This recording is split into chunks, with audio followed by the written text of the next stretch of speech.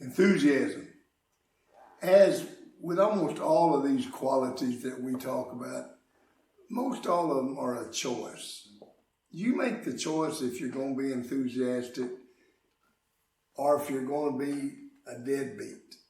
I mean, you're either going to be excited about life or you're going to be griping about it.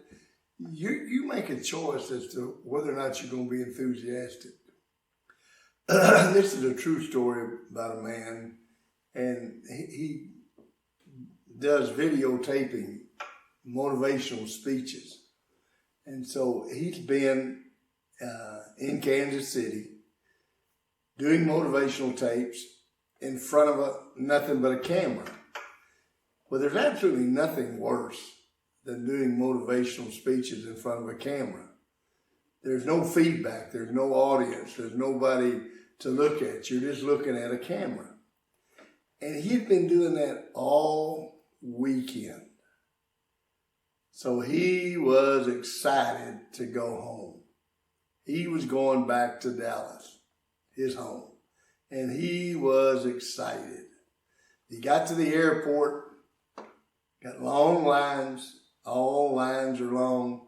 He gets up there and he sees a clerk, ticketing agent, start to move to one spot.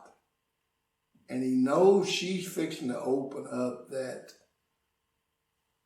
slot. And so he sprints up there and he's the first one in line. He's enthusiastic.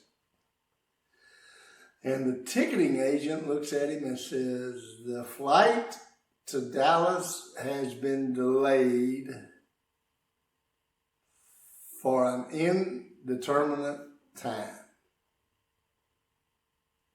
And he looks at her and he says, "Fantastic." And she says, "Maybe you didn't hear me, but your flight has been delayed and we don't know when it will take off." Fantastic. And all these people are looking at him, the people behind him, everybody's looking at him, and she says, "I got to ask you, why do you say fantastic when I just told you your flight home was delayed?" And he said, "Ma'am, there's only two reasons that you delay a flight. There's either something wrong with the airplane or there's something wrong with the pilot. Well, let me assure you, I don't want on no plane with either one of those errors.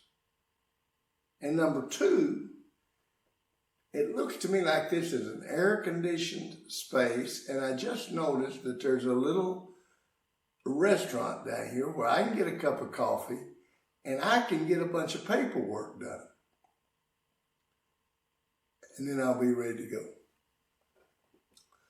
Now I got to ask you, do you really think he felt fantastic? No, he could have very easily been one of the ones complaining and griping, "What's wrong with this airline? I'll take you." But he chose to be enthusiastic and to find the positive. He found the prize. The prize was he was in an airport where he could get some paperwork done and he would eventually get home. That was going to happen. The price was to get on a plane that something was wrong with the plane or something was wrong with the pilot. And he chose to be positive and enthusiastic about being delayed in an airport. It's just like Paul in the prison singing praises. You choose to be enthusiastic. Sometimes when the worst thing happens, you say, "Fantastic." Because you look and you find something. You find that little cafe down there that's got coffee, and you can spend 4 hours working on paperwork because you're eventually going to get home. Well, that was the prize, and he didn't focus on the prize, and so he remained enthusiastic. Well, he already was one of the best yous that you can be.